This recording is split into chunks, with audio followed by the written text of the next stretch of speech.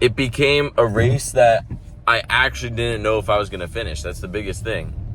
You know, a lot of races you join, like a 5K, sprint triathlon. It's something that, yeah, you'll finish. You want to get a good time, though. No, this race is like do or die. That's how it felt for me.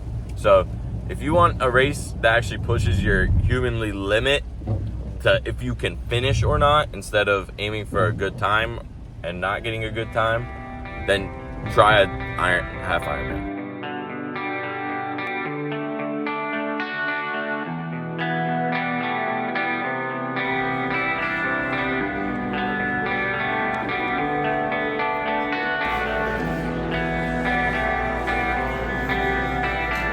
Panama City Beach, visit.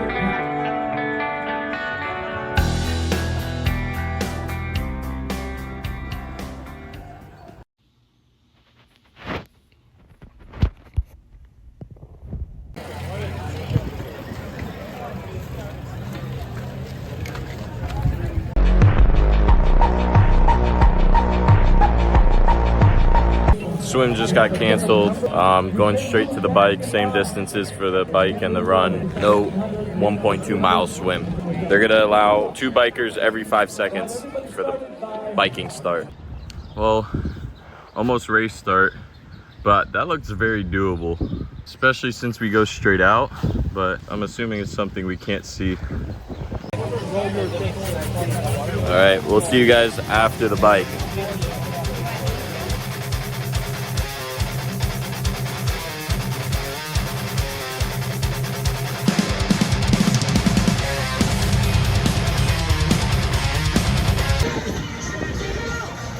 All I got is complaining thoughts in my head, and this music doesn't help. It was pretty insane. I don't want to complain any more than I already have been.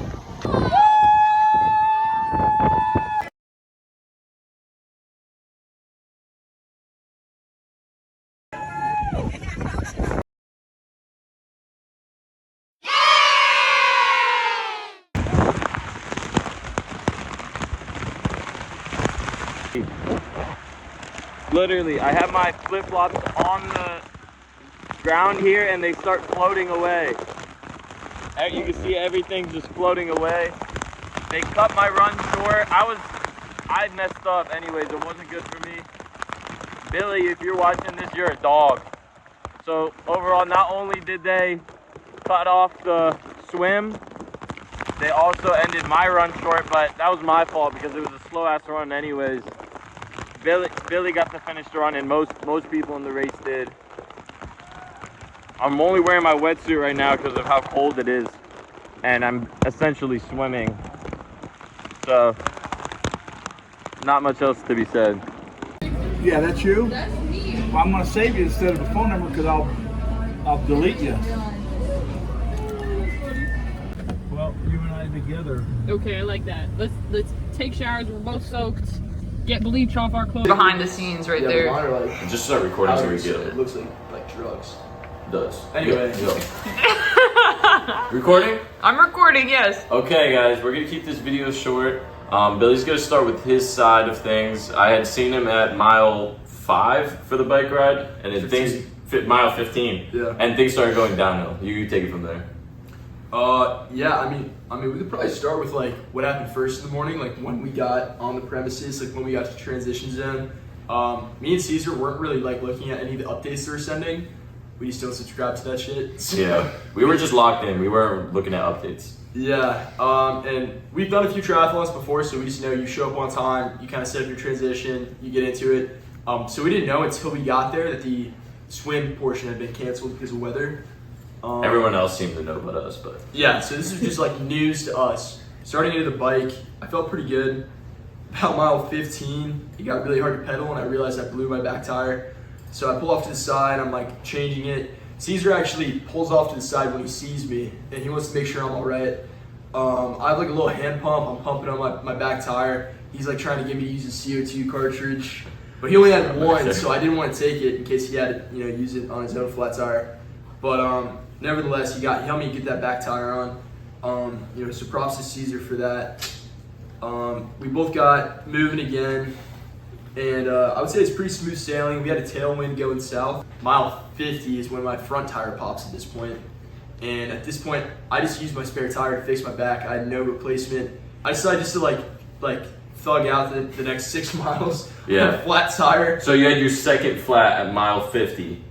50, yes. Going into straight headwind, which is I thought was crazy hard alone with 2 perfectly fine tires. So Billy finishes it.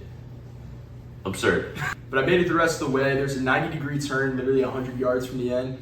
The tire kind of collapses right then and there, but I'm only 100 yards from the end, so I just pick up my bike, run it the rest of the way. How did you feel when you finished the race? Well, in the video, I don't know if I'm gonna edit it in right now, but he looked like he was on crack.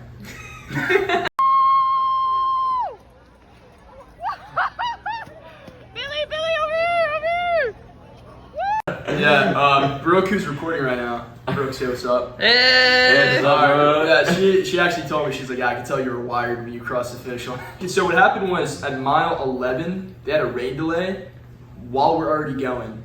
I was on mile 11, so it's a 13.1 mile run. I have 2 miles left, and suddenly I see some guy directing people from the road to some pavilion, and I just see it's a pavilion full of maybe like 100 athletes. All these people are just gathering, and I'm so confused. I walk in. Everyone's like, yeah, it's rain delay, whatever.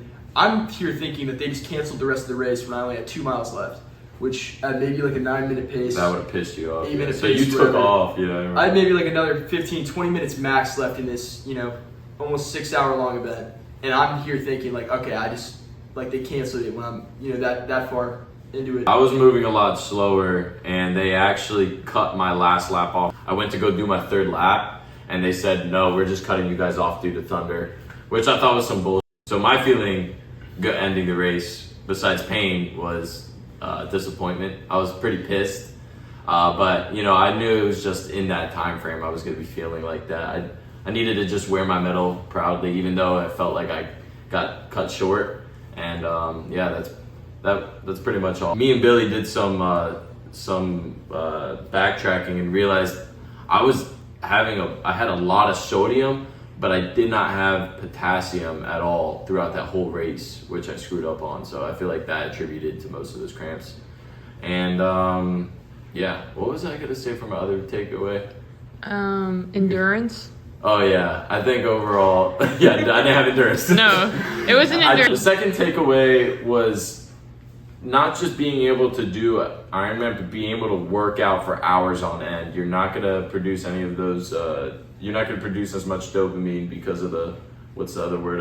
Endorphins. Yeah, endorphins. You're running dry, like mentally, not just physically when you work out for that long. So that's my other biggest takeaway, and you need to be able to handle that mentally.